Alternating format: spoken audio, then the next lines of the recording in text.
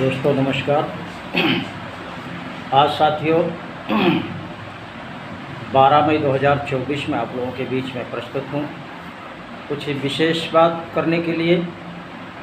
कल साथियों थोड़ा स्वास्थ्य गड़बड़ होने की वजह से वीडियो नहीं बन पाया, उसके लिए क्षमा चाहता हूँ। आज पुनः इस खास एपिसोड में आप सभी साथियों का स्वागत है और वीडियो को साथियों पूरा सुने, ध्यानपूर्वक सुने और शुरू से अंत तक सुने।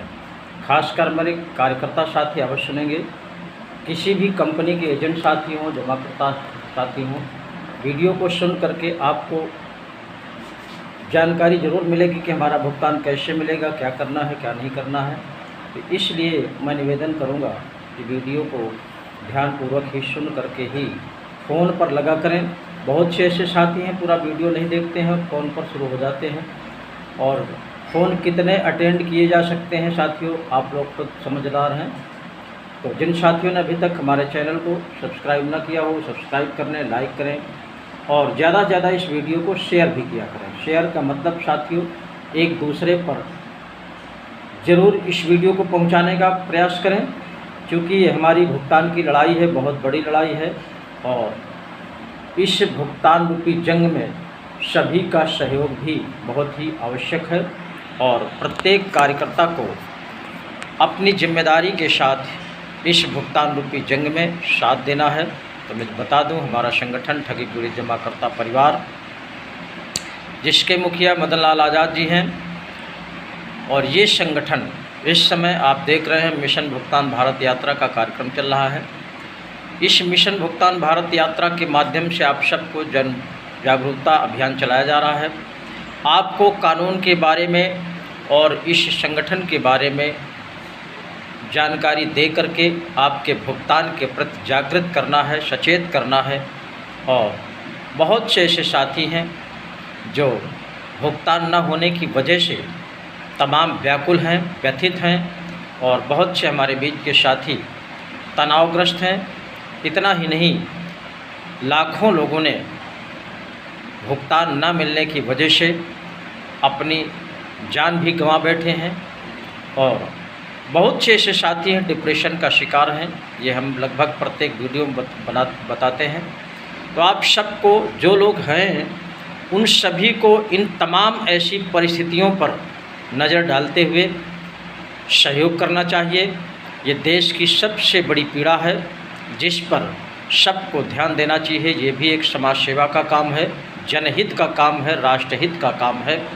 क्योंकि आप देख रहे हैं जो भी सरकारें आती हैं वो केवल जीतने के लिए, सत्ता में पहुंचने के लिए तरह तरह के प्रलोभन दे करके सत्ता में काबिज हो जाते हैं। लेकिन जो मूल समस्या जनता की है उस पर एक भी शब्द कोई भी नेता अभी तक बोलने को तैयार नहीं है, चाहे वो सत्ता पक्ष रहा हो या विपक्ष के दल रहे हों। कोई भी भुगतान रूपी बात को एक शब्द बोलना नहीं चाहता। चाहे तो कुछ भी बात हो, हम लोग तो 2-3 पॉइंटों पर ही नज़र डालते हैं कि इनका न बोलने का एक ही कारण है कि जितने भी राजनीतिक दल हैं लगभग ये सभी ठगों के चंगुल में हैं, ठगों से भारी भरकम चंदा लेते हैं, इसीलिए इस बात को बोलना पसंद नहीं करते। तमाम अन्य बातों में पब्लिक को उलझा देते हैं, इधर दिमाग ही डाइवर्ट कर देते हैं। लोग अपनी पीड़ा बता नहीं पाते और इसको नज़रअंदाज करते चले जा रहे हैं। तमाम वीडियो में मैंने न्यूज़ चैनलों को भी कहा है, प्रेस के लोगों से भी कहा है कि इस समस्या को निकालना चाहिए, दिखाना चाहिए, जनता को, सरकार को जगाना चाहिए। लेकिन कोई भी न्यूज़ चैनल वाला इस समस्या को नहीं निकालता और ये देश की सबसे बड़ी समस्या है। तमाम डींगे हाँकते हैं नेता लोग, प्रधानमंत्री महोदय हमारे तमाम तरह की सुबह से शाम तक ऐसी बातें बताते हैं कि लोग प्रभावित हो जाते हैं और उनके प्रभाव में वोट देते हैं। लेकिन करोड़ों की तादाद में ज्ञापन दिए गए, प्रधानमंत्री का मुंह भुगतान के प्रति नहीं खुला है। उनको ऐसा लगता है कि ये बहुत बड़ी बीमारी है, इसको छूने से मेरा सर्वनाश हो जाएगा, ये भय होगा, या जिन ठगों से भारी भरकम चंदा लेते हैं उनका भय सता रहा होगा। लेकिन मैं एक बात बताना चाहता हूँ, चाहे जो राजनीतिक दल हो, चाहे सत्ता पक्ष के हों चाहे विपक्ष के हों, आपको जो भी संगठन चंदा दिया है, जो भी कंपनी के ठगों ने आपको चंदा दिया है, इस देश की खून पसीने की कमाई उन मजदूरों की है, किसानों की है, व्यापारियों की है, इतना याद रखिएगा। और ये पैसा आप लोग बहुत आसानी से हजम नहीं कर पाएंगे। ये संगठन ठगी पीड़ित जमा करता परिवार सबको जगाने का काम कर रहा है।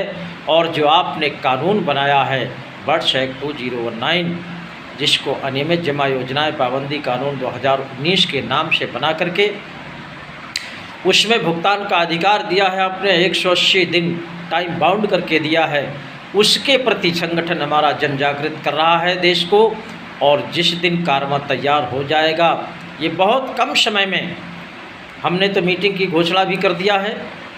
और 9 जून शायद पड़ता है, मैं शायद उस दिन गलत बोल गया था, इसके लिए क्षमा चाहता हूँ।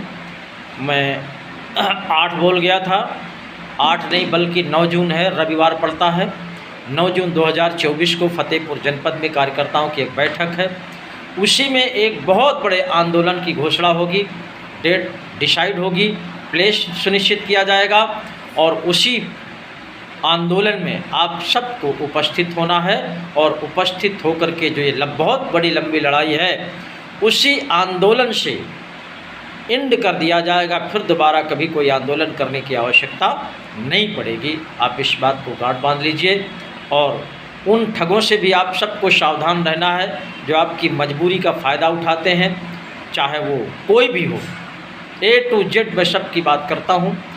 अन्यथा अनावश्यक किसी को चंदा नहीं देना है। सदस्यता विषय एक अलग है, किसी को किसी तरह का कोई चंदा देने की आवश्यकता नहीं है। आपको केवल आंदोलन में उपस्थित होने की आवश्यकता है। वो मैसेज आप तक पहुंचा दिया जाएगा। और मैसेज पहुंचाने के लिए ही हम लोग बार बार आप लोगों को कहते हैं कि इस वीडियो को सब्सक्राइब कर लीजिए और लोगों तक भेजिए, केवल जानकारी की वजह से।